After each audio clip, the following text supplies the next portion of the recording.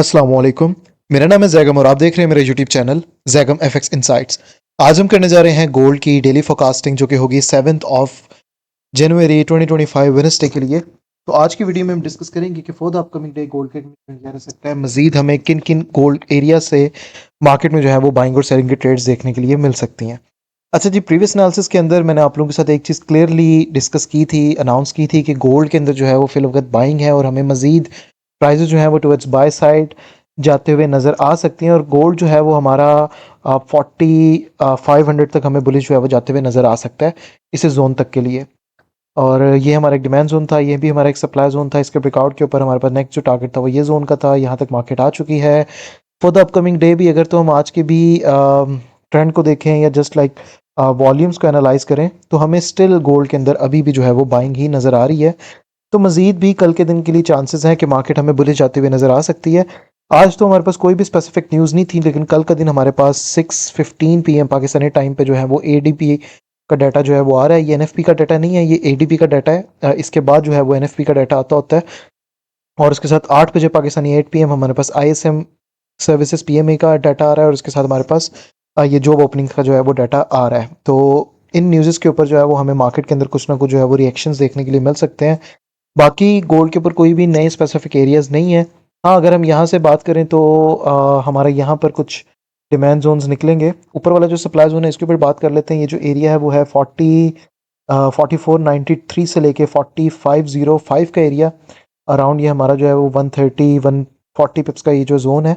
इसके अलावा बॉटम पे भी हमारे पास डिमांड जोन है, इनके ऊपर भी बात कर लेते हैं। फर्स्टली जो हमारे पास है वो है 4416 से लेके 4430 का एरिया। उसके बाद जो हमारे पास डिमांड जोन है वो है 4371 से लेके 4380 का एरिया। ये हमारे पास जो है वो दो डिमांड जोन रहने वाले हैं और ये जो है वो गैप है। माइट भी पॉसिबल के प्राइसेस यहाँ तक आए, लेकिन अभी फिल वक्त इस वीक में तो मार्केट का आना बहुत मुश्किल है, क्योंकि अभी फिल वक्त वॉल्यूम जो है वो सारा टुवर्ड्स बाय साइड ही हमें इंडिकेट कर रहा है। यहाँ पर एक लोअर टाइम फ्रेम में जाके भी डिमांड जोन्स मार्क कर लेते हैं, क्योंकि माइट भी पॉसिबल कि प्राइसेस हमारे पास ऊपर ही होल्ड रखें और मजीद जो है वो बुलिश है। वैसे तो हमारे पास इस एक जोन पे ये एक एरिया बन रहा था जिसको मार्केट ऑलरेडी इस कैंडल में टेस्ट देके जा चुकी है, लेकिन आप इस जगह को भी फॉर एग्जाम्पल अभी के लिए एज अ सपोर्ट कंसिडर कर सकते हैं कि अगर प्राइजेस हमारे पास इस जोन का ब्रेकआउट करे। ये जो एरिया है वो है 4464 से लेके 4472 का एरिया।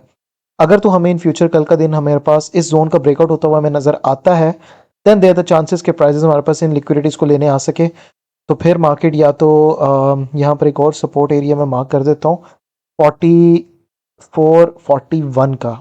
आप इसे कह लें कि जी इसको 20 पिप्स का एरिया कंसिडर कर लें, 4439 से 4442 का एरिया।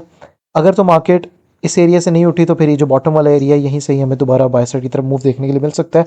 लेकिन ये वाला जो एक हमारे पास पॉइंट है, ये जो एक जोन है, इसके ब्रेकआउट पे ही प्राइसेस जो है वो यहाँ तक नीचे आएंगी। और अगर इन केस मार्केट हमारे पास इसी जोन के ऊपर भी होल्ड करती है, देन देयर द चांसेस के प्राइसेस हमारे पास यहीं से ही अगेन हमें बुलिश जाते हुए नजर आ सकती है। और कल का दिन मार्केट हमारा जो टारगेट मैंने प्रीवियस एनालिसिस में डिस्कस किया था 4500 का, या उसके बाद हमारे पास 4525 का, ये टारगेट्स भी हमें जो है वो देखने के लिए मिल सकते हैं।